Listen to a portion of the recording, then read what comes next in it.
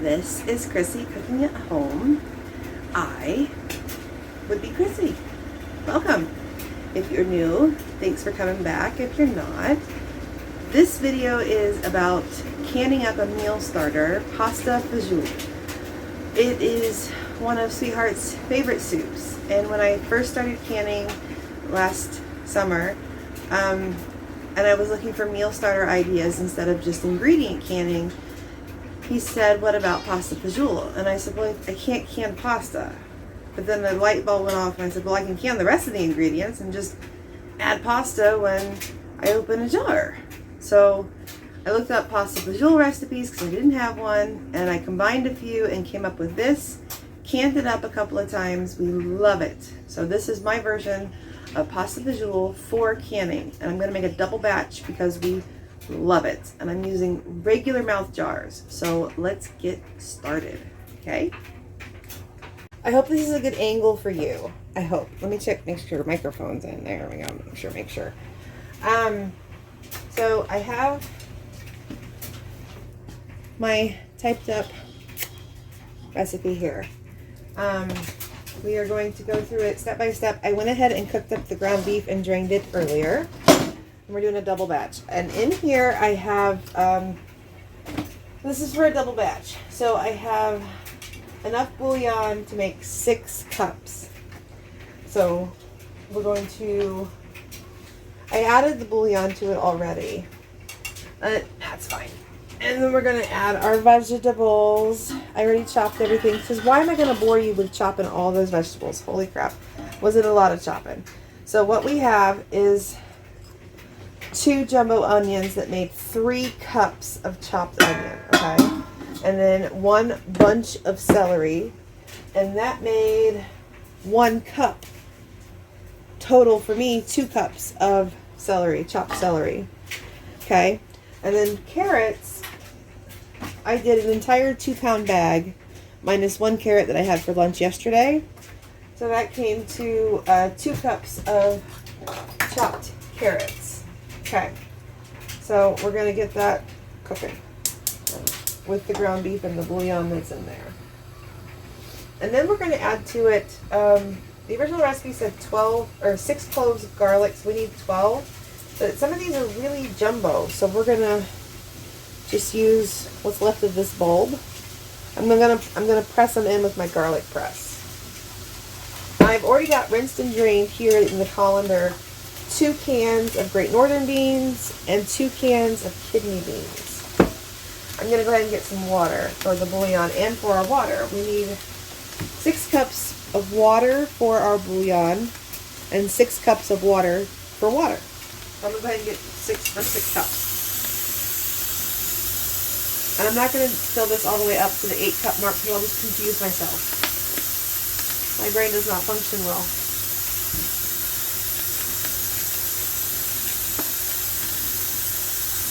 Gotta get out the big wooden spoon. Where's the big wooden spoon? It's not where it's supposed to be. What do I do with it? I know I washed it. Uh-oh. Uh-oh, spaghettios. Oh, there it is. I washed it and used it to cook up the ground beef. Silly me. Okay, stir in our veggies. I drained off all the fat. So total, this is 3 pounds of ground beef. I don't know if I said that before. I'm going to try to remember to type this all up, but not the double batch version, the single batch version. If you want to double it, by all means double it. The single batch version is supposed to make 4 quarts, so that would be 4 meals.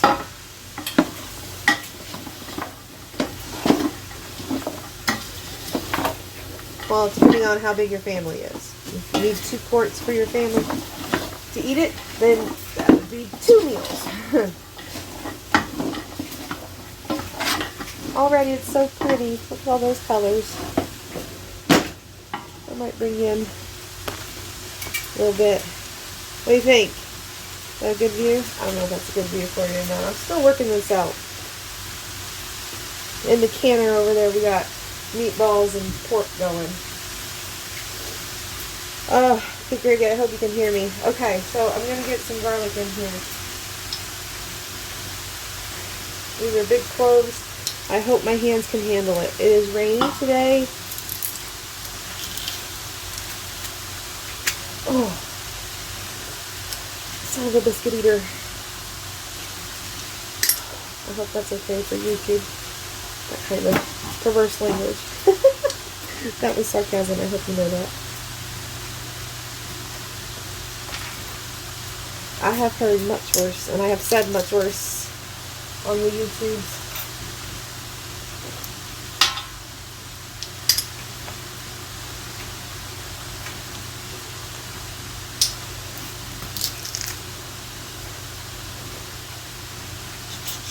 Ooh, this garlic's strong. This one's good.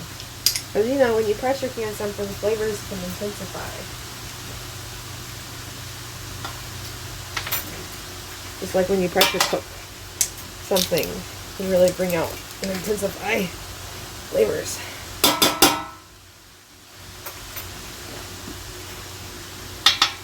Almost done with canning projects. I haven't brought you along for all of them that I've been doing. But I have a lot of them. Not a lot of them, but several of them.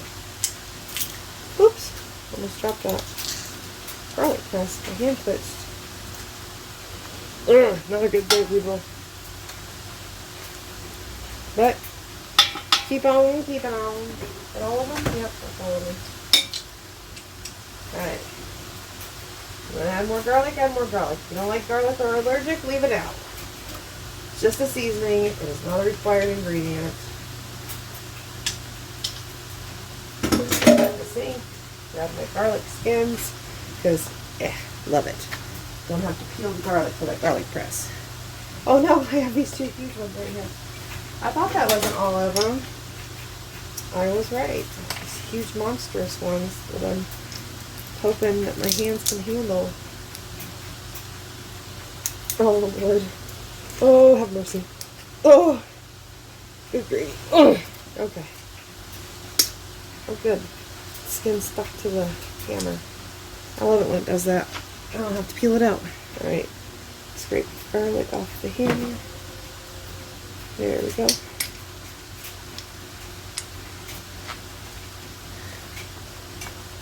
Grab the last large one here.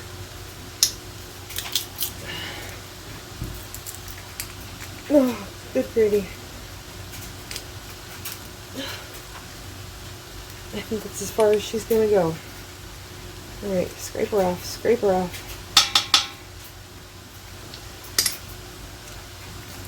Scrape it out. Now we're done with garlic, people. Now we're done. Alright, handy towel. Grab the hose of pot and give the garlic stir in there.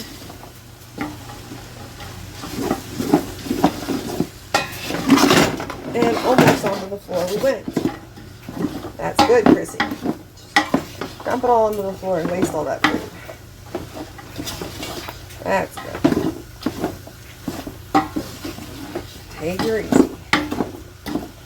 Yeah, there we go. Alright, next it says, cook until hot, add garlic and seasonings. So, for seasonings, we're going to start at the beginning here. We need oregano. In this house we call it, you know from my other videos, round bone preserves, people. So, for a double batch, we need 2 tablespoons. 1 tablespoon. 2 tablespoons. Good. Not in the beans, not in the beans. Next up is basil. We need, for a double batch, we need 2 tablespoons of basil. 1 tablespoon. 2 tablespoons.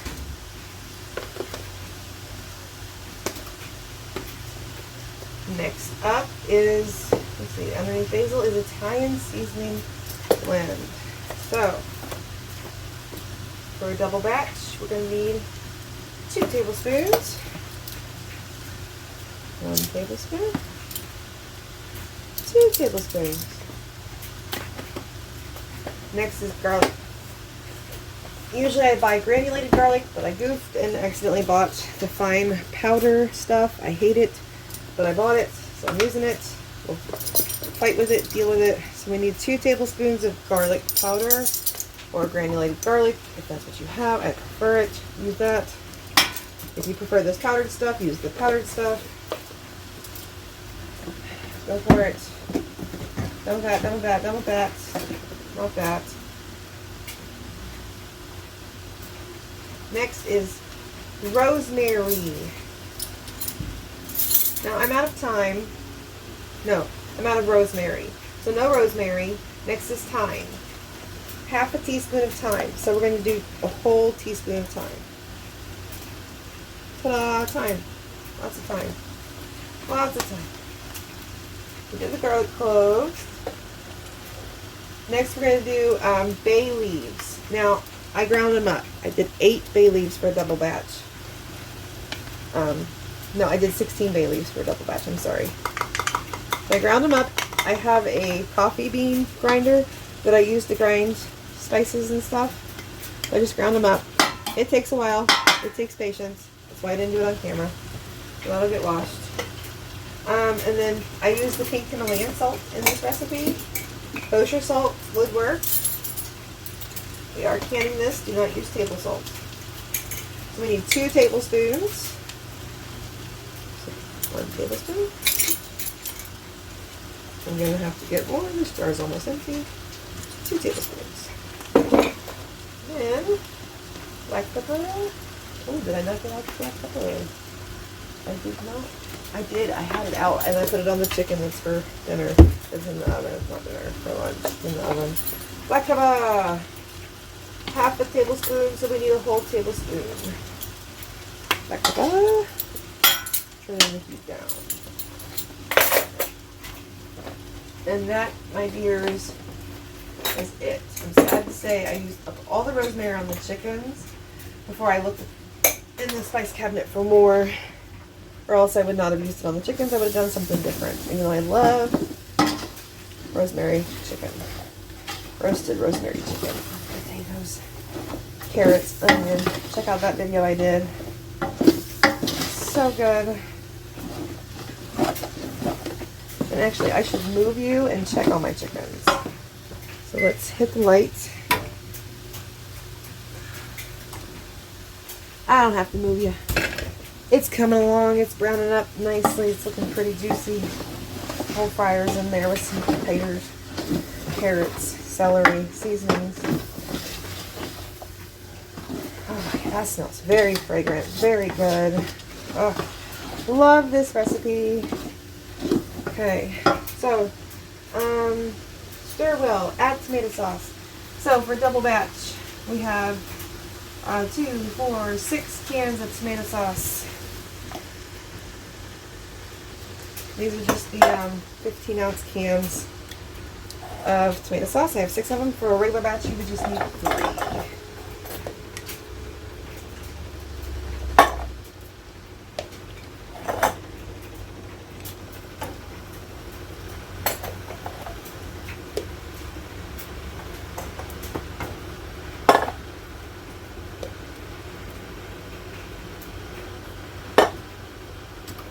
And then 2 cans diced tomatoes. I happen to have one that is fire roasted. My recipe just calls for the regular kind. So, you know, whatever you got, whatever floats your boat. And then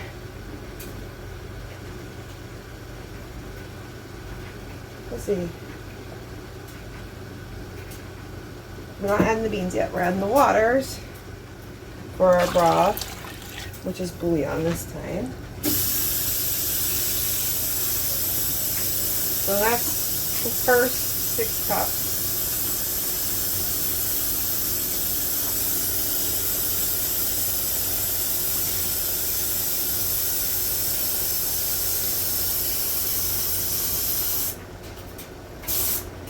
This is the second 6 cups. Okay. Which is 12 cups total for me, which would be 6 cups total for you. 3 cups broth or bouillon, and then 3 cups just water. Alright, so we gotta bring this up to heat through to a mild simmer, add beans, stir well, remove from heat. Okay, we're almost there. I'll bring you back. Okay, it's up to a nice little light simmer. Can you see it moving? Ever so slightly. Ever so slightly moving. So we're going to stir in our beans. Bombs away! I didn't want to keep you rolling on the camera because it's an awfully big pot. And it did take quite a while for it to come up to a nice simmer. Even with the lid on it. So, look at that soup. Isn't that a nice soup? It's not too chunky, but it's still a hearty soup. And when you add a little bit of ditalini to it, it's a really good soup. And with pasta fagioli, you add a little bit of ditalini. I think what was I doing? I was doing a half a cup of ditalini that I would boil in a small pot per quart of pasta, of the soup, because you don't want too much pasta, because that ditalini will soak it up. I found, soak it up, man. All right, so got the beans in, stir well, remove from heat. So now we gotta ladle it into hot jars. So I gotta get that all prepped up, and I will bring you back for that. I'm not gonna sit here with you on camera getting all the jars together and the lids and the bands, clean up the mess of put away spices and cans and recycling, blah blah blah. I'll bring you back, peoples. Okay, it's actually the next morning. I did not have enough time yesterday to jar up and can the soup because I had to can up ground beef and pork and some au jus. So we are going to can it up this morning. It is about 4:30 in the morning. I've been up for about a while now, since about 2 a.m. Showered, dressed, fed the baby, changed the baby. She's a napping in the swing, so we got to get this going before she wakes up for her next feeding and diaper change. So I've heated up the jars. I've brought this up to a simmer again. I've got my lids boiled. I know they say you don't have to do that anymore, but I do it. I get better seals when I do. I don't know. Maybe it's a luck thing for me. I don't know. But I'm going to bring you over so you can see what I'm doing. Okie dokie. Let's get going. I think you can see everything pretty well. Trying to do the best shots for you to see what's going on. And we'll see. We'll see how it goes. I know I just kind of walked in front of the camera. So the jars have been heating up in the pressure canner. Let's take them out. Put them over here. I crocheted this so that way my jars would not be sitting on a cold counter. Move that over there. So 7 jars fit in my pressure canner. I have my vinegar ready, my lids ready, my bands ready. Let it stir. Use it from the side, Chrissy. I'm going to try and work fast because baby's going to wake up. Miss Millie's going to wake up soon. But I really wanted to get a shower in, get my laundry done, get dressed while this was heating up.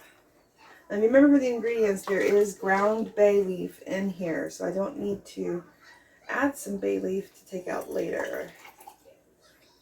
We want about a 1-inch headspace.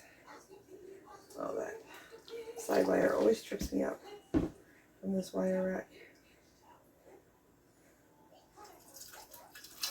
It works, it's just, it trips me up. I don't like taking, when I do a full can load like this with the quarts, I really like this old wire thing that came with this that I bought from a little old lady off Facebook Marketplace. This really old canner that's older than I am. And I am 40, people. Oh, that's too full. I'll debubble, but that is too full. It's okay, that's what my ladle is for. I need to find a plastic or silicone ladle. That really helps me. My gravy ladle helps me remove when I overfill. She's starting to fuss, and oh, gravy, I hope she's doing that in her sleep. Now, I don't know if we'll get 7 quarts because I fed some to Sweetheart when he just got home from work. I told him to help himself to what he wanted, and I would just can up the rest. He loves pasta fagioli, so he had it without the pasta though. I didn't boil any pasta for him. He said it was fine, so I said it was like, well, it's more like a veggie bean soup.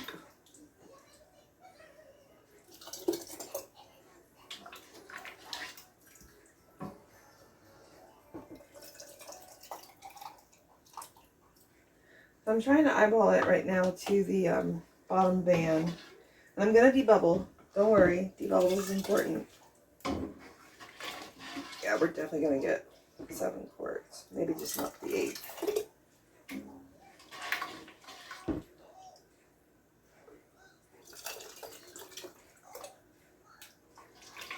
Maybe it'll be my dinner tonight. Lunch today is tacos.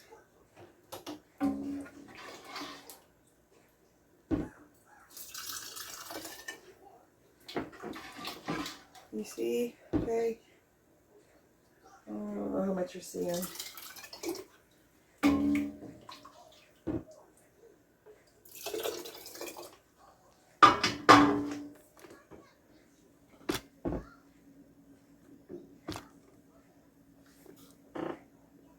See my jars? 1.5 to go. 1 1/4 to go.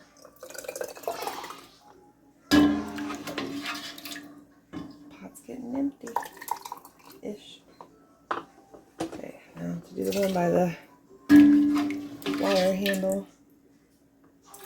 The jars were hot. The soup's hot.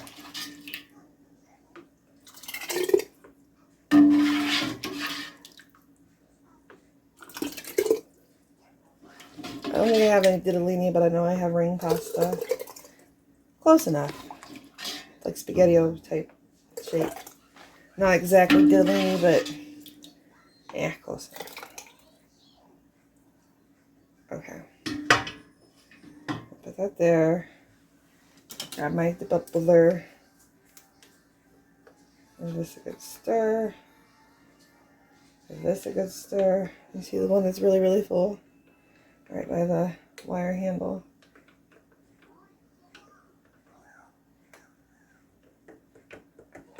Always debubble. Even if you don't think you need to debubble, always debubble.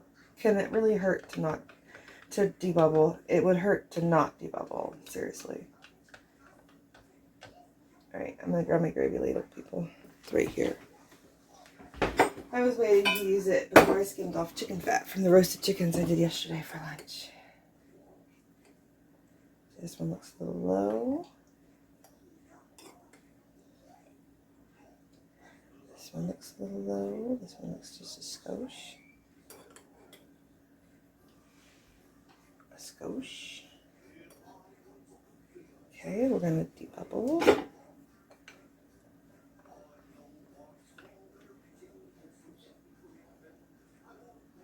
Bubble again. 8 minutes off. Towel here.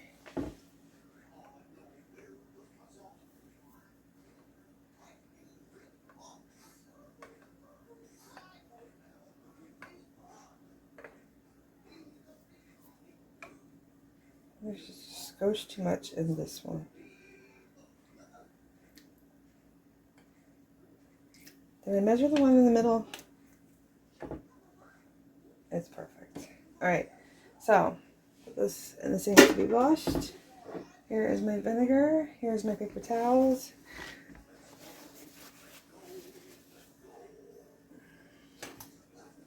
I'm doing vinegar because there is meat in this and it'll help cut the grease.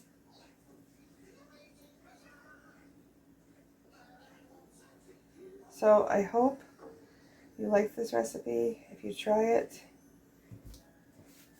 it makes a really good meal starter. At least we think so. We really enjoy it. And obviously, Sweetheart really enjoys it as a fresh soup too, not just a pressure canned soup. I never used as much paper towel until I started canning since George passed away. We used to make homemade diaper wipes with him with paper towel.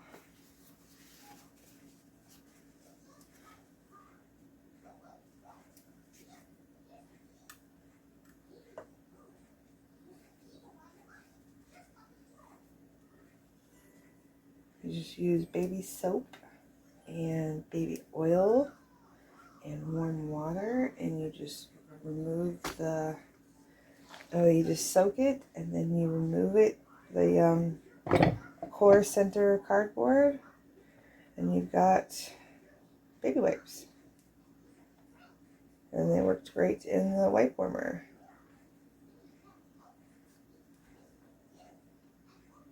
Just one final wipe through, make sure I didn't miss any chips, miss any debris.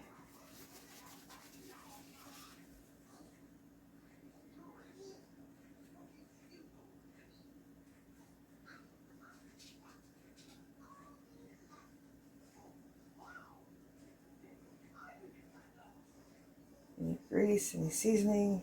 Alright. There's this. Where's my magnet? Oh shoot.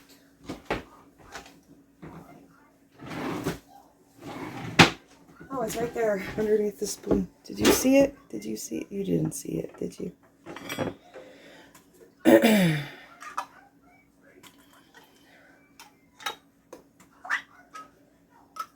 I know it's especially important to boil the lids when you're water bath canning and not when you're pressure canning, but I get better seals even if I have seepage and siphoning if I boil the lids to plump them. Plump the rubber.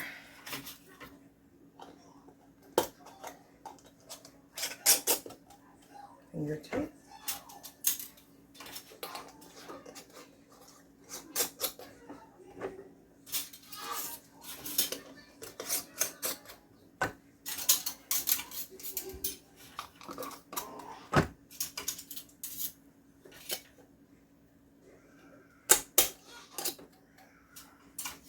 I think the baby's ready to be changed and have a bottle. Miss Nellie sounds fussy. Okay, so this is cooled down, but pot has not. Oh Lord, that's heavy.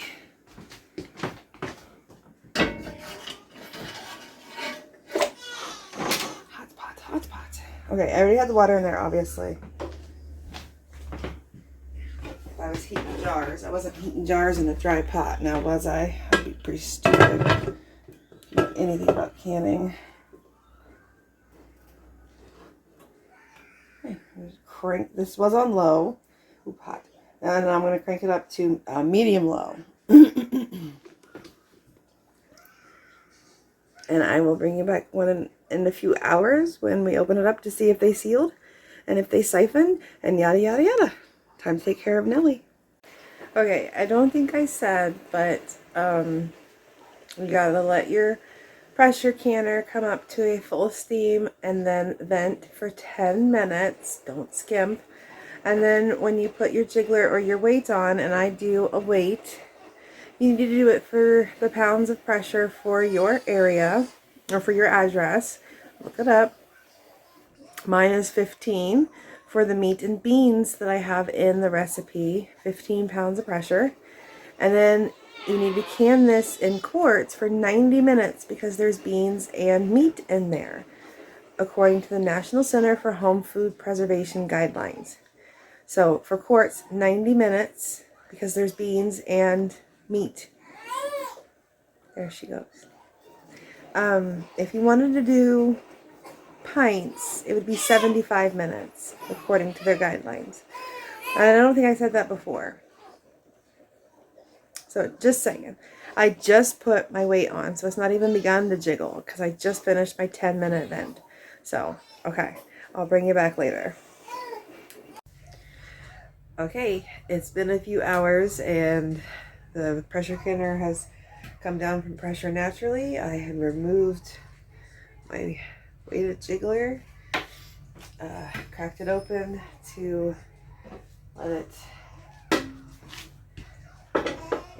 air circulate. I smell the soup, so once again, something went wrong. I had some seepage. Let's see, shall we?